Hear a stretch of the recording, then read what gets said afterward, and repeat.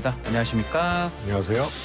자, 김남국 의원 논란이 지금 계속적으로 5월 5일부터 지금 며칠째 지금 되고 있는데 결국은 김남국 의원 국회 윤리특위 제소가 됐습니다. 민주당에서 이렇게 결정한 배경이 뭡니까? 처음에 이제 진상조사, 네, 그 다음에 이제 이재명 대표가 윤리감찰 지시하시고, 그 다음에 윤리제소거든요. 윤리제소 전에 이제 소위 의총이 있었단 말이에요. 쇄신 의총이. 거기서 윤리제소 결의를 안 했거든요. 그래서 이게 조금 늦게 나온 거예요. 그래서 이제 평가들이 상황에 밀려서 한 거 아니냐 이런 이제 평가들이 있는데 매우 아쉬운 거죠. 그래서 좀 빨리 했어야 된다 이 말씀이신가요? 이번 김남국 의원의 사건을 보면서 민주당이 사안에 대해서 정치적 정무적으로 먼저 파악을 속도 있게 할 수 있는 사안이었어요. 그런데 이것을 뭐 조사 이러면서 시간을 오히려 늦추게 되는 이런 것을 자초했거든요. 김남국 의원의 말을 좀 많이 믿은 거 아닌가요? 아니 그거는 뇌물을 받은 사람도 국회의원들은 본인은 받지 않았다고 얘기를 하고 그러거든요. 근데 이거는 법적인 문제 이전에 이 사안에 대해서 정치적 정무적으로 어떻게 볼 건가. 이것에 대해서는 충분히 판단할 수 있었거든요. 이것을 진상조사라는 것으로 오히려 시간을 끌게 되는 이런 것. 그러다 보니까 당연히 김남국 의원 개인의 해명에 의존할 수밖에 없었던 상황이었죠. 그래서 이건 처음부터 민주당의 대응이 너무 이제 안이하고 그래서 조금 몹시 아쉬운 그런 대목이죠. 민주당 내 위기감도 상당한 것으로 지금 보입니다. 조국 예전 그 일대보다 더 심각할 수 있다 이런 얘기도 있던데요. 원래 비교가 안 되는 사안이죠. 조국 전 장관의 경우에는 저나 또 제가 지금 얘기하고자 하는 거에 동의하는 사람들이 꽤 있는데 대통령이 인사권에 도전하면서 윤석열 당시 검찰총장이 시작을 한 거거든요. 그래서 문재인 대통령 독대를 요구하고 이런 거 아닙니까? 그래서 안 되니까 그냥 조국 수사를 태평양보다 넓은 그물을 치면서 한 거죠. 아시다시피 처음에 사모펀드를 시작했고 결국은 표창장 남은 거거든요. 그래서 이렇게 한 거라서 김남국 사건하고 몇 가지 점에서 수위가 완전히 다른 비교할 수 없는 사안이에요. 조국 장관은 대통령의 인사권에 검찰총장 말로 시작을 하면서 된 거다. 두 번째로 장관이었고 또 민정수석 했었고 어떻게 보면 문재인 정권에 대한 검찰총장의 소위 말해서 이제 반란이거든요. 그래서 인물이나 또 이 사안 자체가 비교될 수 없는 사안이고 또 지금까지 끝나지 않은 사안 아니에요. 지금도 뭐 진행 중이죠. 재판하고 있고요. 그래서 온 국민이 정말로 크게 바다가 갈라지듯이 딱 해서 서초동에서 집회하고 광화문에서 집회하고 이래서 정말 나라를 흔들흔들하게 했던 사건이거든요. 근데 이거는 민주당의 그냥 의원이잖아요. 의원인데. 그다음에 각 정당이 있어서는 안 되지만 그동안 개인 의원의 비리라든가 또 여러 가지 문제, 갑질 문제, 여러 사건들이 끊임없이 터지는 것이거든요. 그런데 이것을 조국 사태하고 비교하는 것 자체도 내가 보기에는 조금 거품이 있는 지적이고 그런데 다만 이 충분히 잘 대응이 좀 잘못됐다는 부분이죠. 실점을 덜할 수 있는 것을 어떻게 보면 키워버린 그런 셈이 돼버린 거죠. 이재명 대표 책임론은 어떻게 보십니까? 이제 소속 의원의 이런 일종의 이제 일탈이라든가 또 문제를 가지고 당대표가 바로 책임지고 하는 것은 그것은 이제 정치적 책임은 있지만 그것이 딱 부러지게 이제 거취에 대한 것이라든가 이런 걸로 연결되는 것은 그러면 아마 목숨 부지하는 지도자나 당대표는 없을 거예요. 거의 다 나가야 되는 여러 가지 생기면? 일들이 네. 이제 일어나지 않습니까? 다만 이것을 다뤄오고 대처하고 하는 과정에서는 네. 매우 아쉬운 대목이죠. 박 전 비대위원장이 어제 저희 출연을 해서 이재명 대표는 그 극성 그 지지자, 강성 지지자하고 결별하는 게 가장 우선이다. 이렇게 계속 얘기를 하던데 그 부분은 뭐 저는 개인적으로요. 조금 생각이 다릅니다만 네. 우선은 조금 이재명 대표의 소위 사법 리스크로 네. 여당 집권 세력이나 여당은 전부 그 프레임으로 가잖아요. 네. 예를 들어서 소속 의원에 대해서 뭐 잘못이 있을 때 예를 들어서 이번 같은 경우에 뭐 단호하게 조치했다 그러면 내로남불이라 그러고 네. 조치 안 했다 그러면은 동병상련이라 그러고 네. 근데 뭐 한다 그러면은 이거는 사법 리스크 이거를 넘기 위한 국면 전환 네. 내용이라 그러고 뭐 하여튼 다 갖다 붙이거든요. 네. 근데 이번 사안에 대해서 개딸 끌어들인 것 자체는 조금 이제 안 어울리는 장면인데 박지원 전 위원장이 그렇게 한 것 같고요. 네. 또 하나는 문재인 대통령도 지지자들이 있었거든요. 노무현 대통령도 그렇죠. 마찬가지고요. 뭐 시대에 따라서 조금씩 성격은 조금 다릅니다만 열성적 지지자들의 문제로 정치인들 특히 정치인들이 그것에 대해서 왈가왈부하거나 그것에 대해서 뭐 쟁점을 만들거나 이런 것은 저는 온당치 않다고 봐요. 그 지지자가 됐든 일반 국민이 됐든 정치적 행위나 정치적 의사표현 할 수 있는 거 아닙니까? 네. 그래서 그거에 의존하는 정치를 해서는 안 된다 그러면 안 하면 되는 거고 또 그런 지적이나 그런 비판이나 또 대척점에 소위 개딸들이나 열성 지지자들이 있다 한들 그것에 대해서 참고할 것이 있으면 참고하고. 아니면은 이 귀담아 듣지 않고 휩쓸리지 않으면 되는 거거든요. 그러면 어떤 방식이 있을까요? 열성 지지자나 지지자들이 자기 정치적인 의사 표현하는 방법은 그거는 그 잣대가 아주 책임 있는 자리나 당의 의사결정을 하는 자리나 이런 자리가 아니거든요. 그렇죠. 지지자니까요. 예, 근데 네. 이걸 갖고 자꾸 끌어들이고 하는 것은 저는 오히려 정치인들 스스로의 어떤 뭐라 그럴까 정치적 기준, 식견, 또 이런 자세 이런 것을 스스로 깎아먹는 일이라고. 깎아먹는 것이다. 결국 지금 돈 봉투 또 코인 또 이재명 대표 좀 논란도 있잖아요. 민주당 지금 체제로 총선까지 가능합니까? 이제 결정적인 것이 소위 말해서 이재명 대표에 대한 체포동의안 같은 그렇죠. 것이 어떻게 될 것인가. 소위 이제 검찰발 이제 저런 이제 칼끝들이 이재명 대표가 소위 말해서 이제 구속이라는 것으로 네. 칼끝에 찔리게 되면 그거는 이제 어렵죠. 그런데 네. 혼돈하지 말아야 될 것이 있는데요. 저는 이 검찰의 저런 시도에 대해서는 민주당이 똘똘 뭉쳐서 넘어야 된다고 봐요. 검찰. 체포동의안이라든가 뭐 하여튼 구속시키자고 하는 것인가. 내용을 보면 너무 기도 안 막히거든요. 네.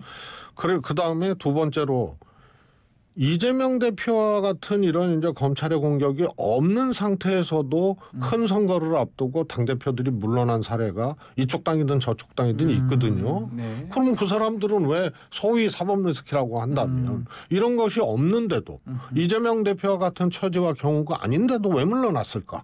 대선 때도 물러난 사람이 있고요. 총선 때도 그렇죠. 물러난 사람이 있습니다. 예. 비대위로 총선 치른 역사들이 다 있어요. 예. 그것도 안 되면은 안 물러난 경우에는 우리 당만으로는 안 되겠다 하면 합당도 했고 해산도 한 적이 있어요. 네. 그거는 왜 그랬을까요? 결국은 바로미터는 민심이에요. 민심이 제일 그래서 중요하다. 이 민심도 그러니까 지지율이 갑이죠. 특히 선거 앞두고는. 네. 그런데 민주당 지지율이 떨어진다. 그래서 총선 못 치르겠다 그러면은 그거는 뭐 신의 아들도 못 빼기는 거예요. 이거는. 바꿔야 된다. 그러면 거기에 누구든지. 네. 이 사법 리스크가 어떤 영향을 줄 것인가 이런 거예요. 그래서 민심이라는 바다, 지지율이라는 기준의 사법 리스크라든가 김남국 의원 또 뭐 지난번에 뭐 예. 또 이런 돈봉투 사건 이런 것을 대하는 민주당의 태도 또 자세 방식이 요 민심이라는 바다에 이게 포함되어 있는 거예요. 네. 그리고 앞으로 총선 다가올수록 이런 일들은 작은 일도 더 크게, 아하. 큰 일은 더 엄청나게. 음흠. 그렇게 해서 여러 가지 리스크들이 양당에 나올 텐데 이것이 민심이라는 바다에 작용을 하는 요인들이죠. 그래서 민심이 어긋나면 그건 뭐 하늘도 못 버티는 거예요. 민심 지지율이 가장 중요하다. 그렇습니다. 그거군요. 알겠습니다. 자, 오늘은 광주 5.18 민주화운동 42주년입니다. 43주년입니다. 자, 지금 민주당에서 지금 좀 다 광주 가 있긴 한데 5.18 정신을 전문에 수록하자 원포인트 헌법 개정을 얘기를 했는데 지금 대통령실을 지금 얘기로 따르면 그거 하는 거는 좀 5.18 정신 모독이다. 그거를 어떻게 한 번에 하느냐. 정신은 다 해가지고 해야 된다. 이런 식으로 좀 얘기가 하는 것 같거든요. 어떻게 보십니까? 저는 지금 국민의힘 원내대표, 네. 윤 원내대표의 관련된 발언과 대통령실의 요 발언과 네. 이 두 가지를 같이 봐야 된다고 보거든요. 아, 윤재욱 원내대표는 좋다. 그런데 개재에 개헌해야 될 사항들을 같이 논의를 해보자. 네. 이렇게 돼 있거든요. 근데 이건 대통령 임기 초기에 해서는 안 될 말을 한 거예요. 역대 현직 대통령들은 문재인 대통령 빼고 예. 특히 정권 초기에 개헌 얘기하는 거는 다 진압을 했어요. 박근혜 대통령도 그랬고 다 그랬습니다. 네. 그리고 말기에 정권의 위기가 오거나 뭐 하여튼 국민들 지지도가 형편없이 떨어지면 돌파형으로 또 개헌 카드를 꺼낸 경우가 있어요. 박근혜 대통령도 최순실 그랬죠. 문제 예. 때문에 국회에 와서 시정연설하는데 그동안 개헌에 대해서 반대하고 억압했던 사람이 갑자기 개헌을 던졌단 말이에요. 이런 것처럼 왜 그러면 윤재욱 원내대표가 5.18 좋다. 네. 그런데 다른 개헌사항, 소위 말해서 개헌을 전반적으로 다루면서 하자는 얘기거든요. 네. 그다음에 대통령실 오늘 보도, 대통령실발 보도는 거기에 하나를 더 얹어요. 이게 이제 소위 말해서 정치권의 비리에 얼룩진 정치인들의 국면 전환용이다. 저는 꼼수다, 이렇게. 이 예. 발상도 희한하죠. 예. 그럼 뭐 이게 단군 이래 처음 나온 정치권의 일도 아니고 그래서 중요한 일들은 하는 거예요. 네. 그런데 이것을 국면 전환용이라고 규정하는 것도 완전히 코미디 같은 발상이고 네. 그리고 이렇게 생각하는 것 자체가 문제가 있는 거죠. 국회는 돌아가고 그야말로 공장은 돌아가야 되는 거예요. 네. 그리고 사안은 사안대로 또 다루는 것인데 이걸 이렇게 규정하는 것 자체가 뭔가 하기 싫은 거 아니냐. 아하. 이런 거고요. 여기도 윤재욱 원내대표하고 같은 말을 해요. 그래서 외피는 국민들의 합의, 절차 이런 것들이 중요하다라고 얘기를 하지만 예. 개헌은 규범 질서의 근본을 고치는 것이다. 그렇기 때문에 국민적 합의와 절차가 필요하다. 네. 그러면서 원포인트는 안 되고 전체적으로 이 정당한 과정을 통해 네. 헌법을 개정하는 계기에 5.18을 넣자 이렇게 얘기해서 개헌이 전제된 거예요. 헌법 개정이 존재가 돼 있는 예, 거죠. 근데 네. 우리 지금 정치권 실력과 지금 뭐 야당 대표도 안 만나고 예. 이런 상황에서 또 개헌을 원치를 않아요.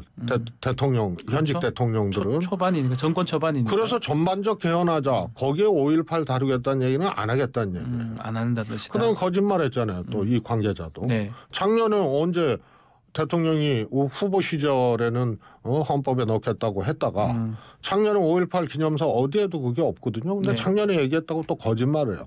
그래서 제가 보기에는 이거는 개헌 전반적인 개헌을 하자라는 것으로 당 주도로 얘기를 하다가 못 하는데요. 못 할 건데요. 네.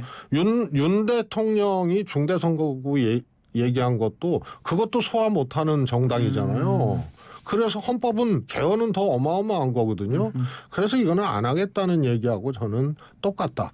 의식해서 이렇게 얘기를 안 했을 수는 네. 있어도 상황은 이거는 전반적인 개헌을 통해서 그 속에 5.18을 담겠다는 거는 안 하겠던 것과 다름없는 결과가 나올 것이다. 이렇게 봅니다. 자, 오늘 이제 기념식을 하는데 뭐 여당, 야당 정치인들이 총출동한 것 같습니다.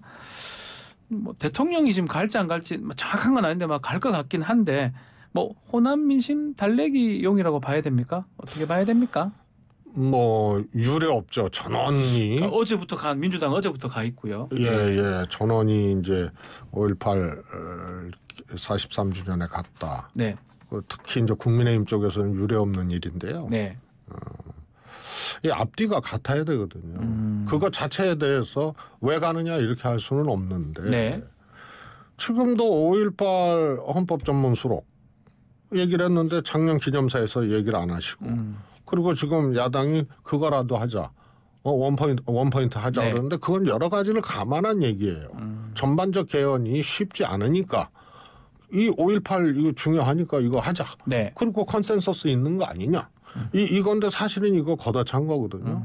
그리고 진실화해위 같은 경우에 5.18 북한 개입설 주장했던 사람을 진실화해위원장으로 앉히고 김강동 위원장. 예. 말이 안 되는 거거든요. 이게. 그다음에 과거에 국민의힘이 김진태 지금 강원도지사 비롯해서 김순례 의원 5.18을 그야말로 밟은 폄훼하고 밟은 이런 것들이 쭉 지속되어 왔던 정당인데 대통령도 지금 그런 것이 보인단 말이에요. 네. 그러니까 아무리 국회의원 전원이 가고 대통령이 가도 광주의 진심을 얻을 수가 없는 그런 이제 행보를 지금까지 일관적 행보는 아니다 이렇게 말씀하시는 일단 충돌하잖아요. 아하. 오늘 이 5.18 원포인트 개헌을 네. 저는 걷어찼다고 보는데 걷어찼다. 이것도 말이 안 되잖아요. 대통령은 개헌을 원치 않는다. 그런데 전반적 개헌을 통해서 5.18 다루겠다. 이 말이 안 되는 거 아니에요. 민주당 질문으로 마무리를 좀 하겠습니다. 민주당은 뭐 지도부가 1박 2일적으로 어제부터 지금 가 있는 상황인데 최근에 민주당 호남 지지율이 많이 떨어졌습니다. 어떻게 좀 다시 잡을 수 있을까요? 저는 이제 조사상에서 특히 네. 지역별 지지율을 비교하는 것은 통계적 원리에 큰 의미가 없다고 봅니다. 우선 이제 이 추출과 샘플링 과정에서 통계적 원칙이 지켜질 수가 없거든요. 네. 그럼에도 불구하고 항상 민주당은 특히 민주당이 제갈 길을 제대로 못 갈 때 호남에서 먼저 회초리를 들거든요. 네. 그래서 그런 조짐으로 읽혀지는지 문제는 조금 더 봐야겠습니다만 전반적으로 현안을 다루고 대처하고 국민들에게 신뢰를 주는 이런 이제 경쟁에서 미흡한 부분이 꽤 있다. 이것이 사법 리스크 뭐 등등등과 연결이 되면서 매우 어려운 상황으로 갈 수도 있다. 이렇게 읽혀지고 있습니다. 알겠습니다. 자, 오늘 말씀 여기까지 듣겠습니다. 최재성 전 청와대 수석과 함께했습니다. 감사합니다. 감사합니다.